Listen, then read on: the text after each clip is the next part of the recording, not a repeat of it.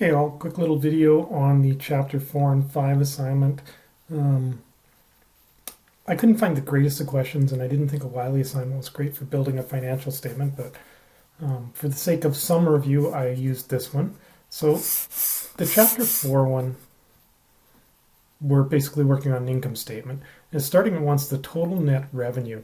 So what it's looking for there is it wants sales revenue, and then you're going to subtract things that are contra accounts to sales revenue, i.e. sales return on allowances and sales discounts, and that will get you to a net sales revenue.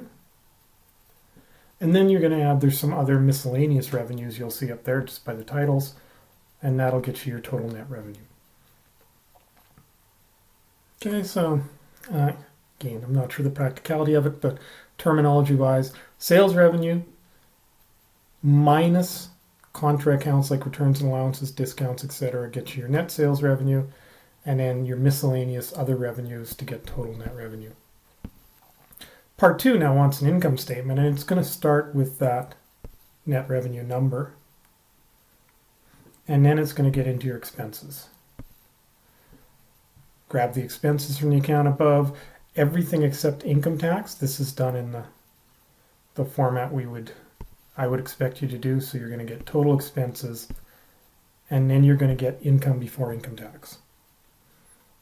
Okay, and then grab your tax expense and come down to net income or loss. Okay, I don't believe the order of the expenses other than income tax, which has to come at the end. And that would be the expectation on any income statement you do in class as well. And in the last part, based on the balance, calculate the dividends declared during the current year. So dividends declared, it's common in accounting questions that they'll make you calculate this number. You've got opening retained earnings, you've got closing retained earnings above. The only thing that changes retained earnings is dividends declared and net income. Don't get mixed up with the dividend revenue. That's revenue on investment. It has nothing to do with retained earnings. So essentially you have your opening retained earnings plus the income you calculated on your income statement minus this dividends number you're going to have to calculate is going to equal your ending retained earnings, which you're also given.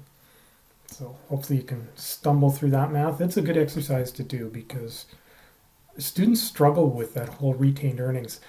The number that's sitting in retained earnings in your chart of account is not ending retained earnings. It's actually the retained earnings at the beginning of the year.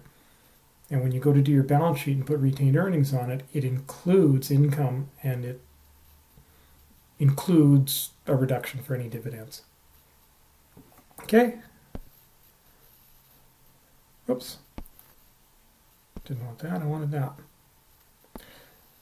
This question, it's not really great terminology, but I think it is important to address.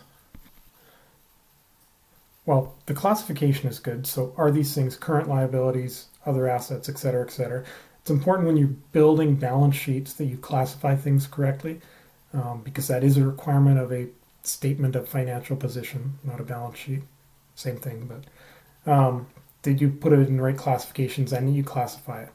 So this column is certainly a good example. Monetary and non-monetary, that really just means, is it denominated in dollars or is it an item, i.e. inventory is non-monetary, whereas a receivable or a payable or a debt is. And as a financial instrument, for lack of a better word, financial instruments are monetary and non-monetary things are not financial instruments. We will only find two differences here that doesn't follow that rule, right? And these are the HST payable. That is a monetary liability, but because it's just a payable, it is not a financial instrument. So that one's going to be monetary but non. Okay. And then the other one, trying to go back from memory here.